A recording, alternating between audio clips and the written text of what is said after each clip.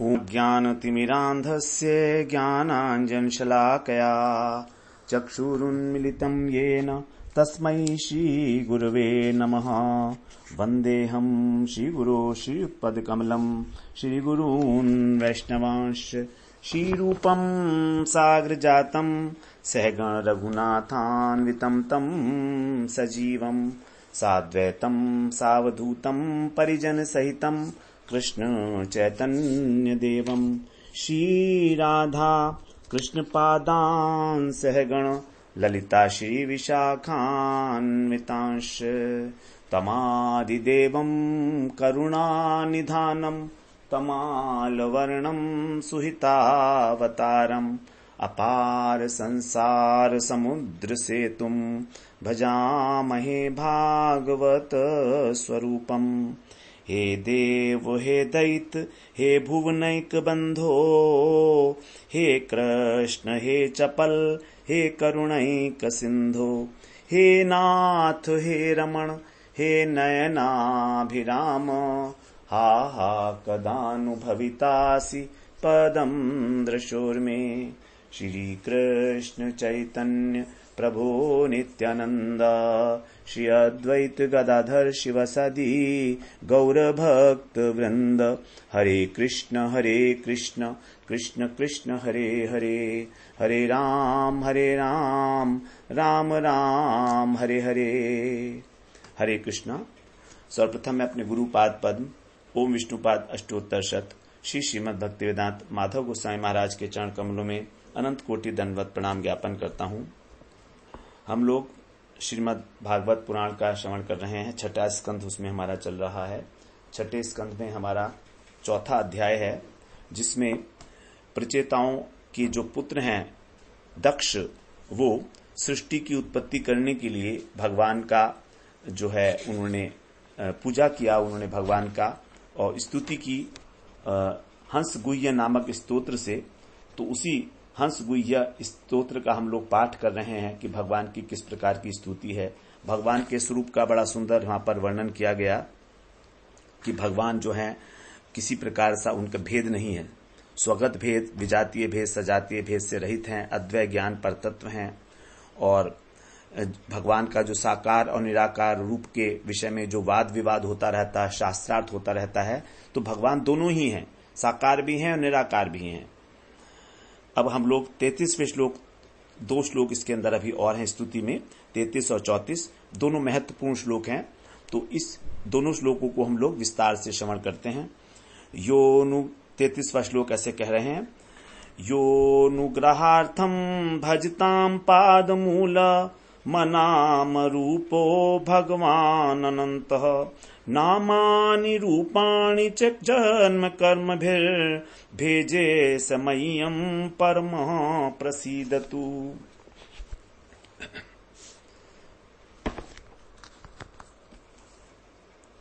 यहां पर कह रहे हैं कि हे प्रभु आप अनंत हैं, भगवान अनंत, और यो अनुग्रहार्थम भजताम, यो भगवान माने जिन भगवान अनंत भगवान ने अनाम रूप, बिना नाम का और बिना आकार का, ना तो आपका नाम है और ना आपका रूप है, ऐसा होने पर भी जिन्होंने पादमूलम भजताम, अपने चरण कमल को भजन करने वाले जो भगवान के भक्त हैं, प्रेमी भक्त हैं, उन पर अनुग्रहार्थम, कृपा करने के लिए, जन्म कर्म भी, अर्थात अवतार लेकर आपने जन्म भी किया, आपका जन्म भी हुआ और आपका कर्म भी है, लीलाएं भी हैं आपकी और आप जन्म भी लेते हो, कृपा करने के लिए। नामानी और च रूपाणी, और नामों को रूपों को भी आप स्वीकार करते हो। स माने वे, परम पुरुष, मय्यम प्रसीदतु, मुझ पर प्रसन्न हो। तो कह रहे हैं कि जो भक्त लोग हैं वे आपके चरण कमलों का भजन करते हैं, तो उनके ऊपर कृपा करने के लिए ही आप जो है जन्म लेते हो इस प्रपंच में, और फिर नाम और रूप भी होता है आपका और क्रिया भी होती है, तीनों बातें हैं। तो जो भक्त हैं वास्तव में वही आपको जान पाते हैं कि आपके अंदर नाम भी है, आपके अंदर रूप भी है, आपके अंदर क्रिया भी है। लेकिन जो ज्ञानी लोग हैं, जो मायावादी हैं, वो लोग इस प्रकार नहीं जान पाते। तो यहां पर जो है कहा गया अनाम रूप, अनाम रूप मतलब आपका कोई नाम नहीं है, बिना नाम के हो। ठीक है, भगवान का कोई भौतिक नाम तो है नहीं भगवान का, क्योंकि देखिए जब पुत्र को अपने बुलाया था नारायण कहकर अजामिल ने, तो अजामिल को मोक्ष मिल गया, उसको बचाने के लिए विष्णुदूत आ गए। इसका मतलब ये हुआ कि नारायण नाम कोई सामान्य नाम नहीं है, सांसारिक नाम नहीं है, तभी तो आए विष्णुदूत। यदि हम कोई सांसारिक नाम लेते तो थोड़ा आते विष्णुदूत। तो नारायण नाम जो है इस संसार का तो नहीं हुआ, ये बात तो बिल्कुल पक्की हो गई, क्योंकि संसार के जो नाम है वो प्राकृत हैं, लेकिन वो अपराकृत नाम है तभी तो आए वो लोग, अभौतिक है किसी भी प्रकार।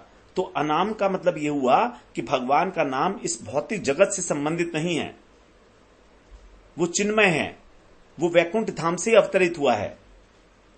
भगवान का जो भी नाम, भगवान का रूप, भगवान का प्राकट होना, जन्म कर लेना और भगवान की लीलाएं, ये सभी दिव्य हैं, ट्रांसेंडेंटल हैं, अभौतिक किसी प्रकार की, ये जड़ नहीं है, इस जगत की वस्तु नहीं है, प्राकृत नहीं है। भक्तों को ऊपर कृपा करने के लिए ही वो इस प्रपंच में अवतरित होते हैं, जन्म इत्यादि। तो जो ज्ञानी लोग हैं, जो बुद्धिहीन हैं, ज्ञानी कहा जाता है उनको, लेकिन हैं तो बुद्धिहीन है, क्योंकि स्वीकार नहीं करते भगवान के नाम को। भगवान ने गीता में बड़ा स्पष्ट कहा है, अजोपि सन्न व्ययात्मा भूता नाम ईश्वरोपि सन्न प्रकृतिम स्वाम अधिष्ठाय संभवामी आत्म माया। 6 श्लोक में 4 अध्याय के बिल्कुल स्पष्ट किया है कि मैं अजन्मा हूं, मैं अव्यय हूं, अव्यय का मतलब अविनाशी हूं मैं, और भूता नाम ईश्वरोपि सन, सभी प्राणियों का मैं ईश्वर हूं। ये तीनों बातें कह रहे हैं। सन, सन का मतलब होते हुए भी मैं क्या करता हूं, प्रकृतिम स्वाम अधिष्ठाय, अपनी प्रकृति को अधिष्ठान बनाकर, जो मेरी प्रकृति, जो मेरी चित्त शक्ति है, यहां पर भगवान अपनी चित्त शक्ति के लिए कह रहे हैं प्रकृति शब्द, तो जो भगवान की स्वरूप शक्ति है उसको आश्रय लेकर संभवामी आत्म माया, अपनी माया के द्वारा अपने सच्चिदानंद विग्रह को प्रकाशित करता हूं। संभवामी माने जन्म लेता हूं। तो भगवान जब अवतीर्ण होते हैं इस पृथ्वी पे, तो उनकी जो देह है वो सच्चिदानंदमय होती है, वो जड़ वस्तु की बनी नहीं होती, हाड़ मांस की जैसे हमारा है। भगवान के शरीर में कोई भौतिक परिवर्तन नहीं होता है, वो अपने शुद्ध सत्व के अंदर ही निरंतर स्थित रहते हैं। और ऐसा कहते हैं कि भगवान कुछ करते नहीं हैं, उनके पास कुछ करने के लिए नहीं है। तो भगवान लेकिन फिर भी सब कुछ करते हैं, क्योंकि समूची प्रकृति ही भगवान के बिहाफ पर कार्य करती है, सभी शक्तियां भगवान की कार्य करती हैं। हमारे में और हमारी शक्ति में ये सीमा है कि हमारी शक्ति हमारे अंदर ही काम कर सकती है रहकर। जब हम काम करेंगे तभी लगेगा कि हमने अपनी शक्ति का उपयोग किया, लेकिन भगवान की जो शक्ति है वो मूर्त रूप में अलग से काम करती हैं, भगवान के कार्य किए बिना। श्वेताश्वतर उपनिषद में कहा गया है, न तस्य कार्यम करणंच विद्यते न तत्समस्य अधिकश्च दृश्यते परास्य शक्तिर विविधय श्रूयते स्वाभाविकी ज्ञान बल क्रिया च। भगवान के लिए कोई भौतिक कार्य नहीं है, ना ही उनके कोई इंद्रियां प्राकृत हैं, उनके समान कोई नहीं तो उनके अधिक कैसे होगा। लेकिन फिर भी उनकी जो शक्तियां हैं वो सुनी जाती हैं, अनेक प्रकार की अनंत चिन्मय शक्तियां। वो कौन सी हैं? स्वाभाविक रूप से उनमें विद्यमान रहती हैं, ज्ञान शक्ति, बल शक्ति और क्रिया शक्ति। क्रिया है, कहा क्रिया है भगवान में। तो भगवान को स्वयं नहीं करना पड़ता कुछ भी, लेकिन उनकी जो शक्तियां हैं वो पूर्ण हैं और उनकी इच्छा करने मात्र से ही सारे कार्य पूरे हो जाते हैं। अब इस बात की अनुभूति जो है, जो निर्विशेष ब्रह्म में विश्वास रखते हैं उनको इस बात की अनुभूति नहीं होती है, लेकिन भगवान के जो भक्त हैं वो इस बात को देखते हैं। भगवान के भक्तों की इच्छा भगवान अपने आप से पूरी कर देते हैं। भगवान की इच्छा होनी चाहिए तो कोई कार्य पूरा हो जाता है वो। इसीलिए भगवान को जो है कभी कभी गुण कर्म नाम भी कहा गया है। यहां पर कहा गया है उनका गुण नहीं है, उनका नाम नहीं है, अनाम रूपो, क्योंकि उनके कार्य दिव्य हैं। जैसे भगवान का एक नाम है गिरिधारी। क्यों, क्या कारण है? क्योंकि उन्होंने गोवर्धन पर्वत को धारण किया, मधुसूदन, मधु नामक दैत्य को मारा। तो ये कार्य से संबंधित नाम है भगवान के, लीला से संबंधित। और लीला तभी हो सकती है जब वो साकार विग्रह में होंगे। निराकार जो है वो कैसे मारेगा राक्षस को।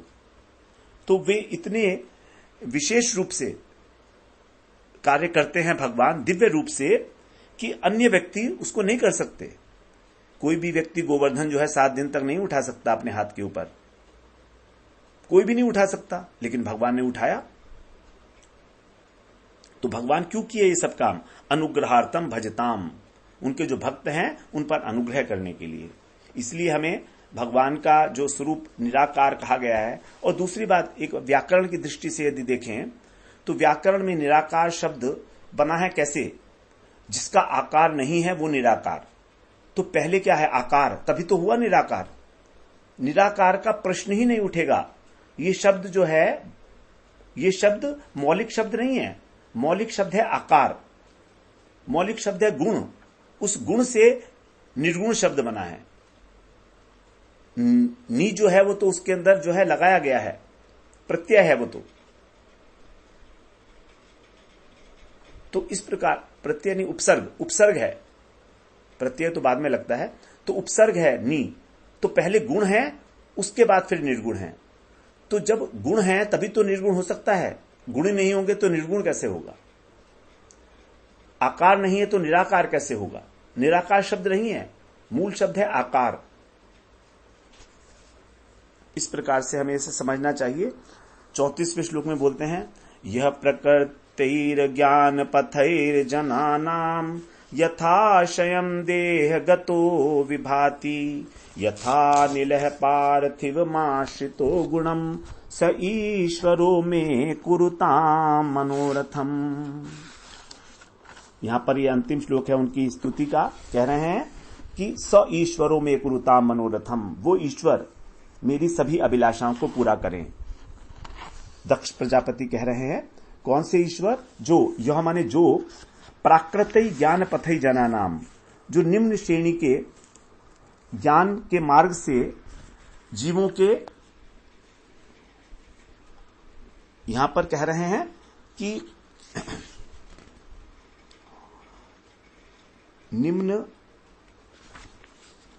प्राकृतिक ज्ञान पथई, प्राकृत ज्ञान के द्वारा, प्राकृत ज्ञान को कहा जाता है कि जो निम्न पथ है, क्योंकि ये प्राकृत और प्राकृत दो वस्तुएं हैं ना। तो प्राकृत ज्ञान के मार्ग से अर्थात नेत्र इत्यादि के द्वारा जो यथा आशायम, अंतःकरण के भाव के अनुसार, और देहगतम, शरीर को धारण करते हैं, दर्शन देते हैं, तो उस प्रकार से वो विभाति माने शोभित होते हैं। ऐसे भगवान वो ऐसे क्यों होते हैं? प्राकृत को क्यों स्वीकार करते हैं? वो कारण क्या है? यथा अनिल, जैसे वायु पार्थिवम, पृथ्वी के जो तत्व हैं उसको कहता है पार्थिव। तो पार्थिव का मतलब है जैसे पुष्प इत्यादि, तो पुष्प इत्यादि की गंध को, उसके गुणों को, गुणम आश्रित है, उनके गुण को ले लेता है।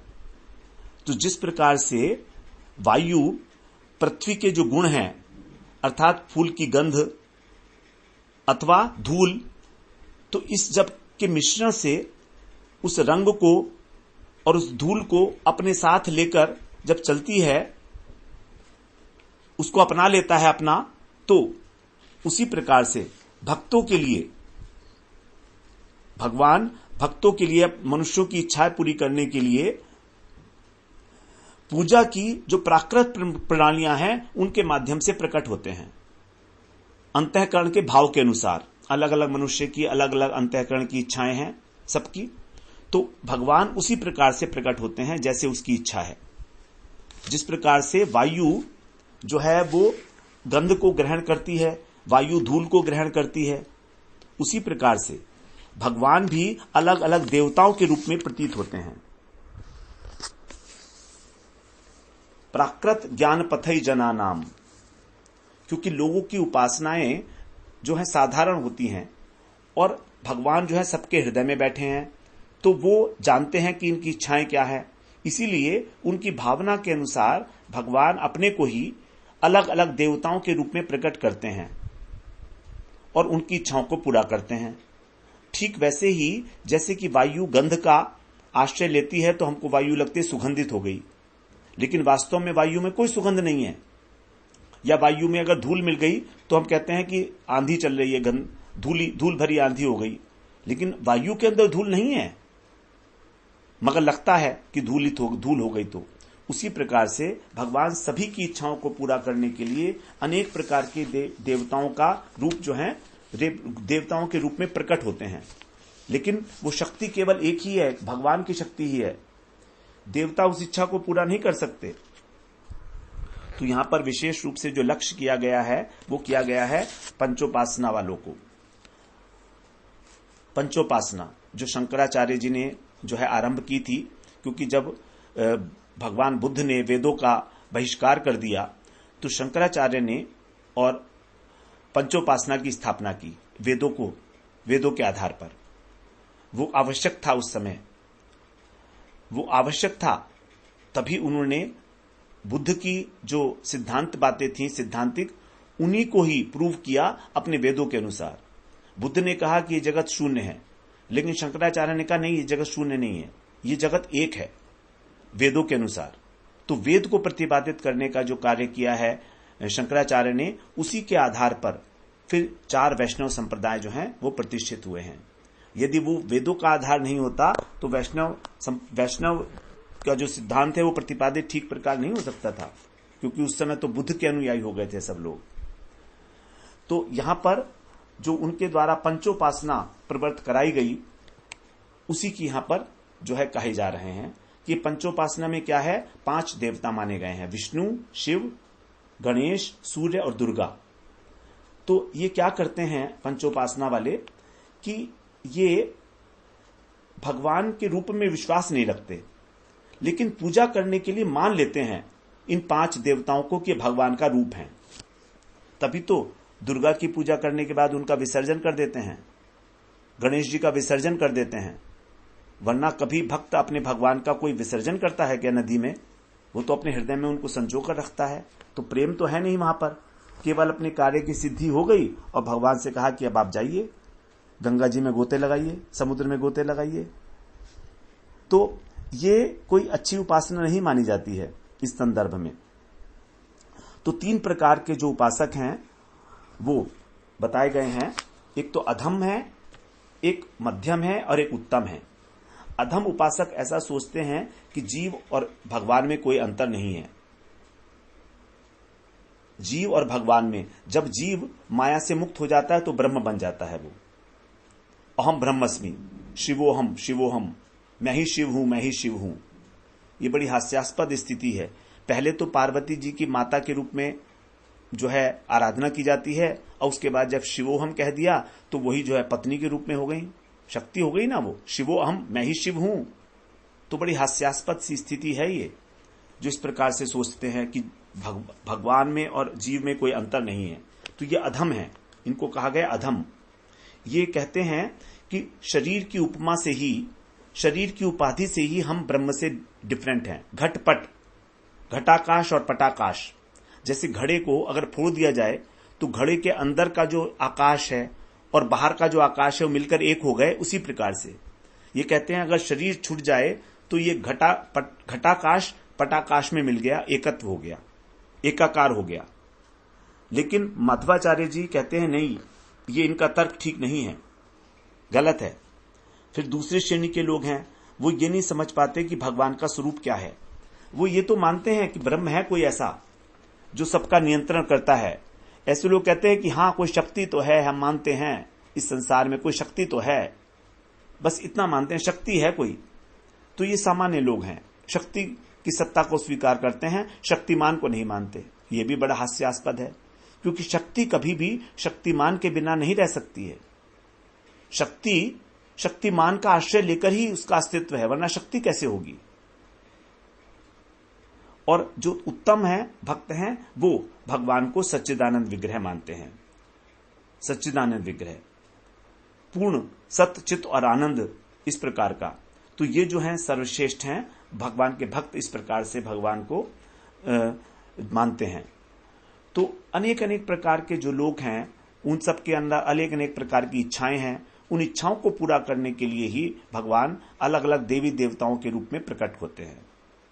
भगवान ने गीता में कहा भी है कि देवताओं की पूजा जो अविधि पूर्वक है, यद्यपि वो पूजा मेरी ही कर रहे हैं, और मैं ही उनको वर देता हूं और मैं ही उनको उनकी श्रद्धा को उसके अंदर बढ़ाता हूं।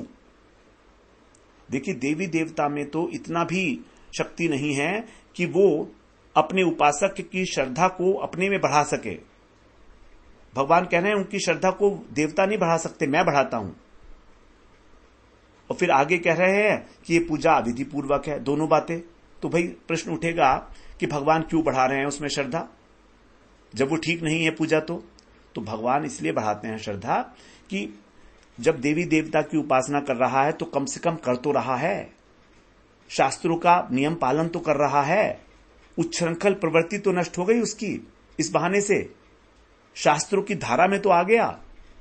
अब जब इच्छाएं उसकी पूरी हो जाएंगी देवताओं की उपासना करके, तो पूरी होते होते होते एक क्षण ऐसा भी आएगा जब वो इच्छा नहीं करेगा, अथवा उसको ये उत्सुकता होगी कि ब्रह्म क्या है, भगवान क्या है, साधु संग मिलेगा, साधुओं का संग तो करेगा ही, यज्ञ इत्यादि करेगा, तो कहीं ना कहीं उसको प्रवचन में मेरी महिमा सुनाई देगी और हो सकता है उसको मेरे में रुचि उत्पन्न हो जाए। बस इसी के लिए भगवान जो हैं उनकी श्रद्धा को उस देवी देवता में बढ़ाते भी हैं और उसको फल भी देते हैं, और फल भी जल्दी देते हैं। भगवान इतनी जल्दी हमें फल नहीं देते हैं जितना देवी देवता देते हैं।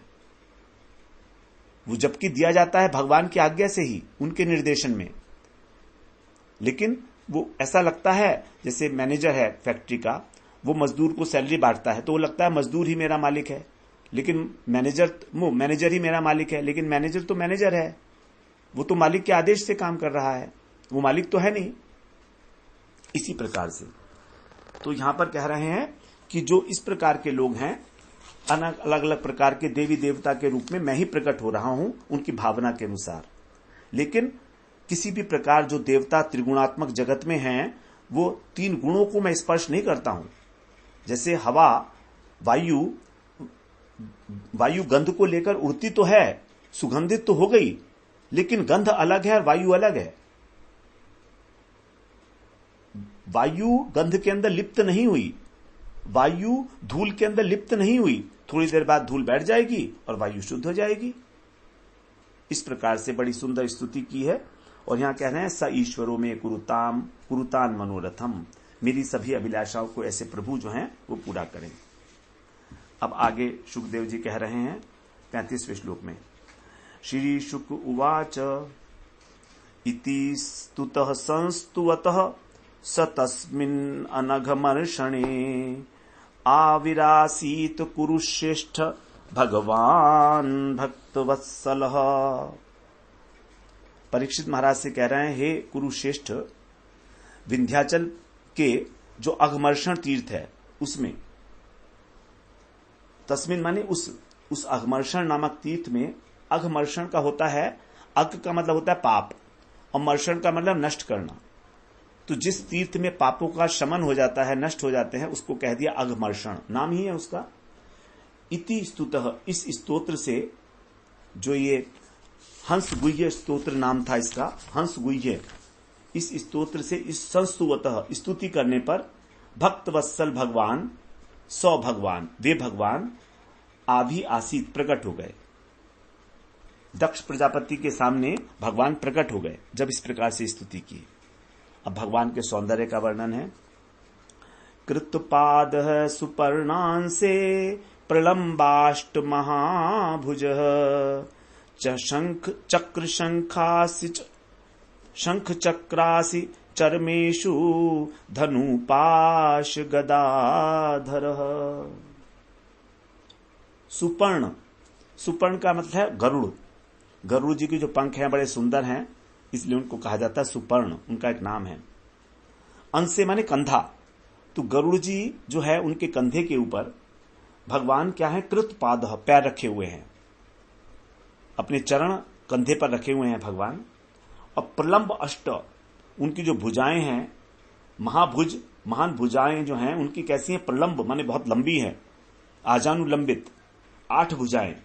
उनमें क्या क्या है, शंख है, चक्र है, असी माने तलवार है, चर्म माने ढाल है, और ईशु माने बाण है, धनु माने धनुष है, पाश माने पाश जो रस्सा होता है वो है, और गदाधर माने गदा है। ऐसे भगवान लिए हुए थे जब प्रकट हुए, तो भगवान गरुड़ के कंधों पर चरण रखे हुए थे। उनकी हष्ट पुष्ट विशाल 8 भुजाएं थी। उनके अंदर शंकर, चक्र, तलवार, ढाल, बाण, धनुष, पाश और गदा।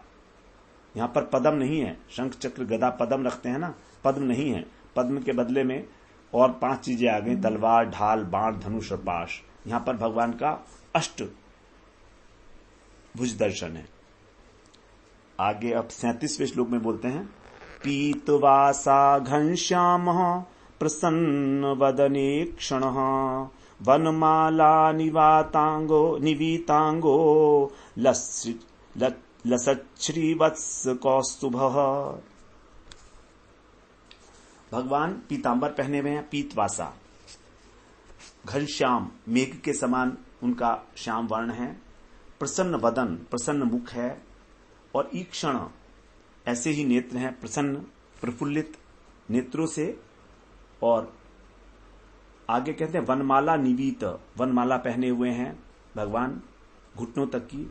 श्रीवत्स, उनके वक्षस्थल के ऊपर श्रीवत्स का चिन्ह है, और कौस्तुभ मणि है। ऐसा लसत अंग, उनका शरीर इस प्रकार से शोभायमान हो रहा है, जगमगा रही है कौस्तुभ मणि। तो भगवान और भगवान के पार्षदों के जो रूप है उसके अंदर 2 डिफरेंस होते हैं। एक तो भगवान की कौस्तुभ मणि उनके पास नहीं होती, पार्षदों के पास, और दूसरा श्रीवत्स का चिन्ह। ये 2 चीजें वहां पर नहीं होती हैं। अब 38वें श्लोक में कह रहे हैं, महाकिरीट कटकः स्फुरन् मकर कुंडलः कांचुंगलीय वलय नूपुरांगद भूषितः। महाकिरीट कटकः, कटकः का मतलब है महाकिरीट, महान बहुमूल्य मुकुट है एक। कटक का मतलब है कंकण, जो हाथों में पहन जाते हैं, कंगन। और स्फुरन मकर कुंडल, चमकते हुए मकराकृति कुंडल हैं, मकराकृत कुंडल, मकर की आकृति वाले। कांची माने करघनी है, अंगुलीय, अंगूठी पहनी हुई है, वलय माने कड़े पहने हुए हैं, नूपुर और अंगद माने बाजूबंद पहने हुए हैं, उनसे वे विभूषित हैं। ये सब अपने अपने स्थान पर शोभायमान हो रहे हैं। 39 में, त्रिलोक्य मोहनम रूपम बिभ्रत त्रिभुवनेश्वरः व्रतो नारद नंदाद्यै पार्षदै सुरयूथपै। ऐसे जो त्रिलोक्य मोहन, तीनों लोकों को मोहित करने वाले त्रिभुवनपति, त्रिभुवनेश्वर, जो त्रिभुवनपति भगवान हैं, उन्होंने इस प्रकार का त्रिलोक्य मोहन जो रूप है उसको विभ्रत माने धारण कर रखा है। और नारद, नंद, सुनंद आदि का मतलब है सुनंद, नंद, सुनंद इत्यादि जो पार्षद हैं वे उनके चारों ओर खड़े हुए हैं। और कौन है? सुरयूथिपई, उनसे घिरे हुए हैं। तो नंद है, नारद है, नंद, सुनंद आदि पार्षद खड़े हैं, और इंद्र इत्यादि भी वहां पर हैं। सुरयूथिपई, देवताओं के समूह। 40वें श्लोक में बोले हैं, स्तूयमानोनुगायद भी सिद्ध गंधर्व चारण रूपम तन्महदाश्चर्यम विचक्ष्यागत साध्वसः। यहां पर कह रहे हैं अनुगायत भी, गायत भी माने गाते हुए, अनु माने पीछे पीछे। तो उनके पीछे पीछे स्तुति के जो है गाया जा रहा है स्तुति को, और स्तूय माने स्तुति किए जाते हैं वो किसके द्वारा? सिद्ध गंधर्व और चारणों के द्वारा। उस महत आश्चर्यम रूपम विचक्षे, उस महान आश्चर्यजनक रूप को देखकर आगत साध्वसः, जो दक्ष जो हैं वो सहसा सहम गए अचानक से। तो सब लोग उनकी स्तुति कर रहे हैं, सिद्ध गंधर्व चारण इत्यादि। और जब इस प्रकार से चारों ओर से घेर कर खड़े हुए थे उनको, तो वो थोड़े सकपका गए। ऐसा होता है जब भगवान आ जाते हैं सामने, तो सब कुछ सुध-बुध हो जाती है, कुछ किसी प्रकार का होश नहीं रहता है, आंखें भर आती हैं, गदगद कंठ हो जाता है। हम लोग श्रवण किए, प्रहलाद पृथु महाराज के संदर्भ में, ध्रुव महाराज के संदर्भ में, ये सब हम लोग श्रवण किए कि कुछ समय के लिए कुछ भी बोल नहीं पाते हैं, ऐसा बताया जाता है। आगे कहते हैं 41वें श्लोक में, न नाम दंडवद भूमौ प्रहष्टात्मा प्रजापति न किंचनोदीरयितुम अशकत्रिवया मुदा आपूरित मनोद्वारै हृदन्य इव निर्झरै। बड़ी लाइवली कमेंट्री है पूरी भगवान की, किस प्रकार से रूप है उनका। हृष्ट आत्मा, उनका जो चित्त है अत्यंत प्रसन्न हो गया, हर्षित हो गया। प्रजापति दक्ष जो है, भूमौ माने भूमि पर, दंडवत नमाम, दंडवत प्रणाम करने लगे भगवान को। तो आनंद से भरकर दक्ष प्रजापति ने चरणों में साष्टांग दंडवत प्रणाम किया। कैसे किया? जैसे, और आगे कह रहे हैं तीव्रया मुदा, तीव्र आनंद के कारण, किंचन उदीरमितु, कुछ भी बोलने में न अशक्त, समर्थ नहीं हो पा रहे हैं। बोलना चाह रहे हैं लेकिन बोल नहीं पा रहे हैं, क्योंकि आनंद का उद्रेक है। बहुत तेजी से आनंद जो है हृदय के अंदर आ गया और उससे उनकी एक एक इंद्रिय भर गई, लबालब छलकने लगा वो आनंद। इसीलिए आनंद परवश होने के कारण वो कुछ बोल नहीं पाए। कैसे? जैसे कि निर्झरई, झरनों के द्वारा, हृदय इव, नदी की भांति, जैसे नदी होती है तो झरनों के जल से जैसे नदियां भर जाती हैं, उसी प्रकार से उनका जो मन है, मन द्वारई अपूरित, उनका मन जो है वो, उनका मन और उनका एक एक इंद्रियां आनंद से भर गई पूरी, लबालब। तो जब आनंद का उद्रेक होता है, इस प्रकार से अतिशयता को प्राप्त होता है आनंद, तो कुछ भी मुख से नहीं निकल पाता, गदगद कंठ हो जाता है। जब ध्रुव महाराज ने भगवान को देखा था तो यही कहा था उन्होंने, कृतार्थो अस्मि वरम न याचे, हे भगवान मुझे कुछ नहीं मांगना है, मैं पूर्ण तरह से संतुष्ट हो गया हूं। तो वहां पर जो है वो इस प्रकार से दक्ष प्रजापति प्रणाम कर रहे हैं और कुछ कह नहीं पा रहे हैं। अब आगे 42वें श्लोक में बोलते हैं, तम तथावनतं भक्तं प्रजा कामं प्रजापतिं चित्तज्ञ सर्वभूतानां इदमाह जनार्दनः। भगवान तो सब कुछ जानते ही हैं, भगवान सबके हृदय की बात जानते हैं। चित्तज्ञ, चित्त ज्ञा माने जानने वाला, तो चित्त की भावनाओं को, विचारों को जानने वाले जो सर्वभूतानाम भगवान है, सभी प्राणियों के हृदय में रहने वाले, उनके हृदय की बात को जानने वाले ऐसे भगवान जो है वो इदम आह जनार्दन, इस प्रकार से बोले। कब? तम तथावनतम भक्तम प्रजा कामम प्रजापतिम। जब तम माने वे, कौन? प्रजापति।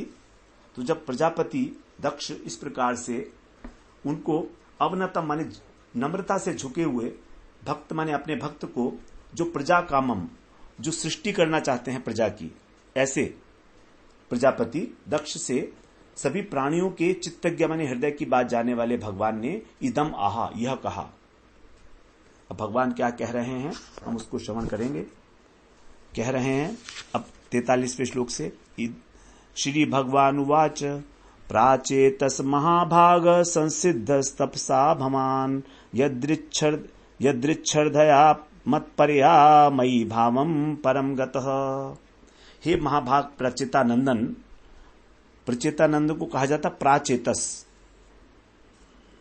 भवान माने तुम तपस्या से सिद्ध हो गए हो, सफल हो गए हो तुम्हारी तपस्या। यत, क्योंकि मत परया श्रद्धया, तुम मुझ में परम श्रद्धा से, मई माने मुझ में, परम भावम गतः, परम भाव को प्राप्त हो गए हो, अर्थात तुम्हारे अंदर प्रेम का उदय हो गया है। इसलिए तुम्हारी जो है इस तपस्या से, साधना से सफल हो गए हो तुम, और मैं प्रसन्न हूं। प्रीतो अहम ते प्रजानाथ यत्तस्योद्वृहणं तपः ममेश कामो भूतानां यद्भूयासुर विभूतयः। हे प्रजापति, ते माने तुम पर, अहम माने मैं, प्रीतः माने प्रसन्न हूं, यत माने क्योंकि, ते तपः तुम्हारी जो तपस्या है, अस्य माने इस संसार की, उद्वृहणम अभिवृद्धि करने के लिए है। मुझे मालूम है तुमने तपस्या क्यों की है। देखिए भगवान से वर नहीं मांगा उन्होंने, दक्ष प्रजापति ने, क्योंकि उनकी स्थिति ऐसी हो गई कि मुंह से बात नहीं निकल रही है। तो कह रहे हैं कि मैं जानता हूं तुमने तपस्या क्यों की है, और एष मम काम, मेरी भी यही इच्छा है।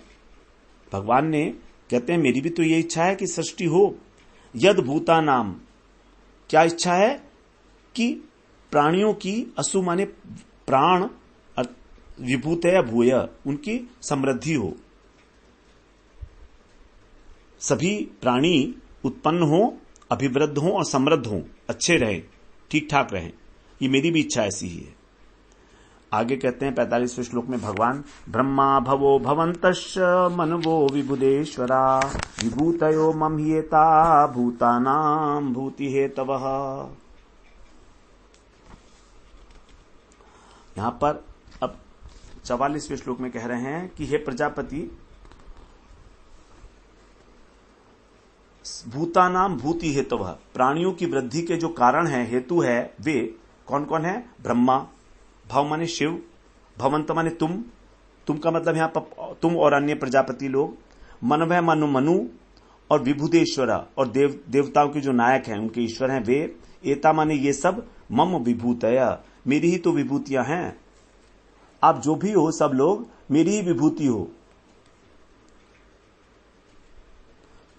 46वें श्लोक में बोलते हैं, तपो में हृदय ब्रह्मन् स्तनुर्विद्या क्रियाकृति अंगानी कृतवो जाता धर्म आत्मा सबह सुरा।